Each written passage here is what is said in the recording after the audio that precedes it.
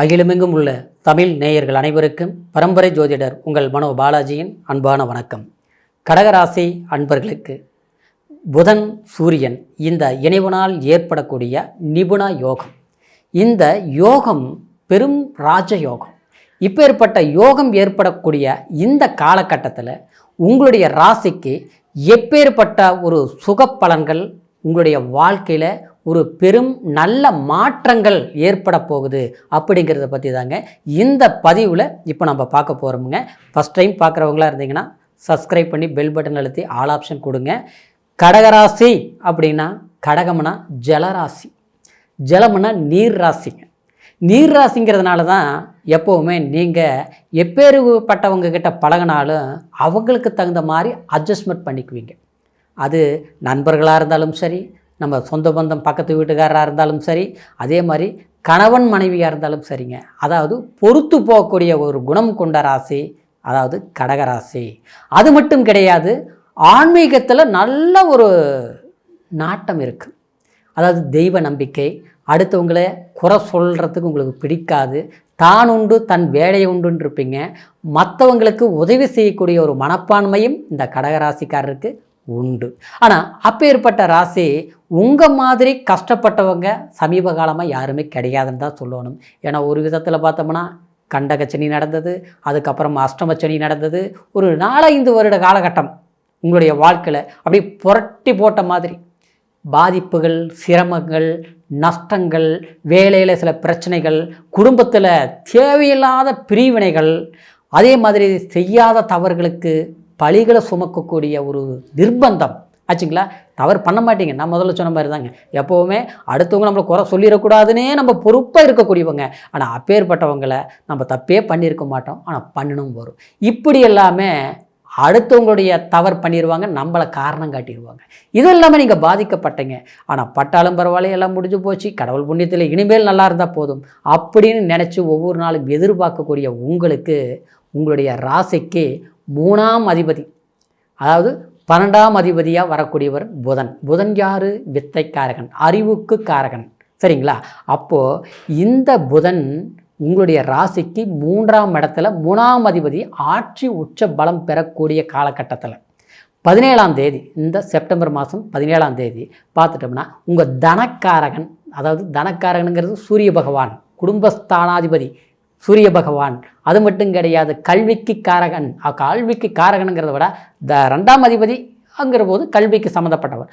அப்போது 3ஆம் இடத்திற்கு பெயர்ச்சி ஆகும்போது அதாவது ஒரு ராஜ யோகம் ஏற்பட போகுதுங்க. அந்த யோகம்தான் நிபுணா யோகம்னு சொல்லக்கூடியது. இந்த யோகம் பலத்தை கொடுக்கும். அதாவது இது 3ஆம் இடம் இல்லைங்களா, முயற்சி ஸ்தானத்தை. இதுக்கு முன்னால் இருந்தது பார்த்தீங்களா குழப்பம், எது செய்யலாமா செய்யக்கூடாதா, இப்போ செய்யலாமா நாளைக்கு செய்யலாமா, எது செய்தாலும் நஷ்டமாகுது, பிரச்சனை வருது. அப்போது இது எப்படின்னு நினச்சிட்டு இருந்து பார்த்தீங்களா, அதுக்கு இல்லாமல் ஒரு தீர்வு ஏற்படக்கூடிய ஒரு காலம்தான் இந்த புதன் சூரியன் இணைவு ஏற்படக்கூடிய காலம். அது 17ஆம் தேதி பார்த்தீங்கன்னா கரெக்டாக புரட்டாசி மாதம் பிறக்குது. புரட்டாசி மாதங்கிறது இந்த புதன் பொறுத்த வரைக்கும் புதன் விஷ்ணுடைய அம்சம் கொண்டவர். விஷ்ணுடைய அம்சம் பெருமாள் அப்படின்னா, அதாவது இந்த புதன் இந்த நிபுணத்தன்மை அடையும் போது அது உங்களுடைய வாழ்க்கையில் ஒரு பிரகாசத்தை கண்டிப்பாக கொடுக்கும். எடுக்கக்கூடிய முயற்சிகளை நீங்கள் சக்ஸஸ்ஃபுல்லாக செய்து முடிப்பீங்க. அது சூரியனோடு இணையும் போது கண்டிப்பாக அரசாங்க சார்ந்த சில விஷயங்கள் கண்டிப்பாக செய்து முடிப்பீங்க. சகாயங்கள் எதிர்பார்த்துட்ருப்பீங்க. இந்த ஒருத்தருடைய ஒரு சப்போர்ட் கிடைச்சதுன்னா அந்த வேலையை முடிக்கலாம். இந்த இடம் கிடைச்சா, அதாவது அந்த இடத்துல ஒரு பிஸ்னஸ் பண்ணலாம், இல்லை நம்ம இந்த கம்பெனியில் வேலை கிடைச்சா நல்லா இருக்கும். அரசாங்க வேலைக்கு நம்ம முயற்சி எடுத்துகிட்ருக்குறோம், ஆனால் இன்டர்வியூ எழுதுகிறோம், எக்ஸாம் எழுதுகிறோம், 1 மார்க்கில் போயிடுச்சு, 2 மார்க்கில் போயிடுச்சு, இப்படின்னு பல தோல்விகளை சந்திச்சுட்டு இருந்தால் உங்களுக்கு கண்டிப்பாக ஒரு வளர்ச்சிங்கிறது ஆகும். அது மட்டும் கிடையாதுங்க.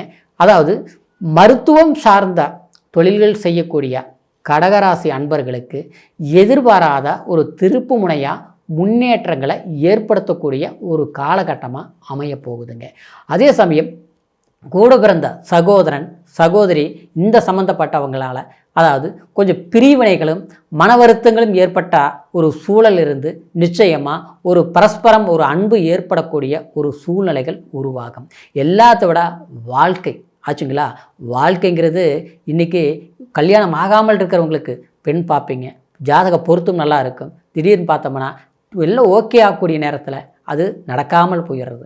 அது மட்டும் கிடையாது, சிலருக்கெல்லாம் பார்த்தோம்னா திருமணம் ஆயிடுச்சுங்க, ஆனால் இன்றைக்கி 2 பேரும் பிரிஞ்சு இருக்கிறோம், டைவர்ஸு போகக்கூடிய அளவுக்கு ஆகிப்போச்சு, சேர முடியுமா, இல்லை பிரிஞ்சிடலாமா, எந்த ஒரு முடிவுகளையும் எடுக்க முடியாத ஒரு சூழ்நிலைகளெல்லாம் உண்டாகிட்டு இருக்குது. இல்லையா மறுமா வாழ்க்கை பண்ணலாமா அப்படின்லாம் ரொம்ப குழப்பத்தில் இருக்கக்கூடியவங்களுக்கு தீர்வான தீர்க்கமான ஒரு முடிவுகளை எடுக்கக்கூடிய ஒரு காலகட்டமாக இந்த புதன் சூரியனுடைய இணைவினால் நிச்சயமாக ஒரு முன்னேற்றமான எதிர்காலத்துக்கு தேவையான திட்டங்களை நீங்கள் தீட்ட முடியும். அது சக்ஸஸாகவும் மாற்ற முடியும். எல்லாத்த விட அதாவது அந்நிய தேச பிரயாணங்கள் செய்யணும்னு நினைக்கக்கூடியவங்களுக்கு வெளிநாடு போகணும், வெளி வர்த்தகங்கள் செய்யணும், அதாவது சமூகத்தில் ஒரு பொது சமூக சேவைகளை செய்யக்கூடிய தொழில்கள் செய்யக்கூடிய நினைக்கக்கூடியவங்களுக்கு கண்டிப்பாக இந்த காலகட்டத்தில் நீங்கள் நினைக்கக்கூடிய ஒரு வாய்ப்புகளை சரியாக பயன்படுத்திக்க முடியும். இது வரைக்கும் நினச்சோம், எல்லாமே முயற்சி எடுத்தோம், ஓகே ஆகிற கண்டிஷனில் பார்த்தோம்னா அது மறுபடியும் நின்று போச்சு, கண்டினியூ பண்ண முடியல அப்படின்னு நினைக்கக்கூடியவங்களுக்கு இந்த காலகட்டத்தில் நிச்சயமாக செய்து முடிப்புங்க.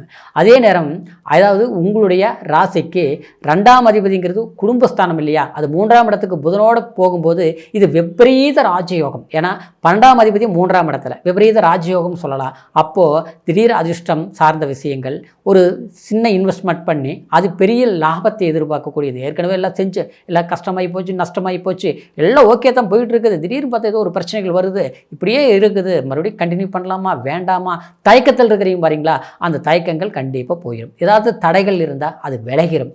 அதாவது மற்றவங்களுடைய சூழ்ச்சிகள் இருந்தால், குற்றங்கள் யார் நம்மளை தடுக்கிறாங்க, யார் நம்மளை மோசம் பண்ணிகிட்டு இருக்கிறாங்க, மறைமுகமாக இருந்து யார் என்னென்ன பண்ணுறாங்கங்கிறது கண்டிப்பாக அவங்களே வெளிச்சம் போட்டு காட்டக்கூடிய ஒரு சந்தர்ப்பங்கள் எல்லாமே கண்டிப்பாக இந்த காலகட்டத்தில் உங்களுக்கு அமைஞ்சிருங்க. எல்லாத்த விட இறைவன் வழிபாடு கண்டிப்பாக நீங்கள் செய்யுங்க. அது மட்டும் கிடையாது, அதாவது உங்களுடைய ஜாதகத்தை ஒரு முறை பாருங்கள். அதாவது கர்ம வினைகளோ இல்லை பாவ கிரகங்களுடைய பாதிப்புகளோ இல்லை நடப்பு திசையில் பலவீனமான அதாவது தசா புத்தி பலன்களோ அந்தரங்களோ நடக்கக்கூடிய காலகட்டமாக இருந்தால் அதுக்கு உண்டான பரிவர்த்தனைகள் செய்யுங்க. ஏன்னா பிறப்பு இப்போ நான் சொன்ன பலன்கள் கோச்சார் அடிப்படையில் நம்ம சொல்லியிருக்கிறோம், புரியுங்களா? ஒரு புத்திர பாக்கியம் ரொம்ப நாள் ஆயிடுச்சு, கல்யாணமாகி திருமணம் பண்ணி இன்றைக்கி பண்ணினதுலேருந்து வைத்தியங்கள் பார்க்குறோம், குழந்தை பாக்கியம் இல்லை.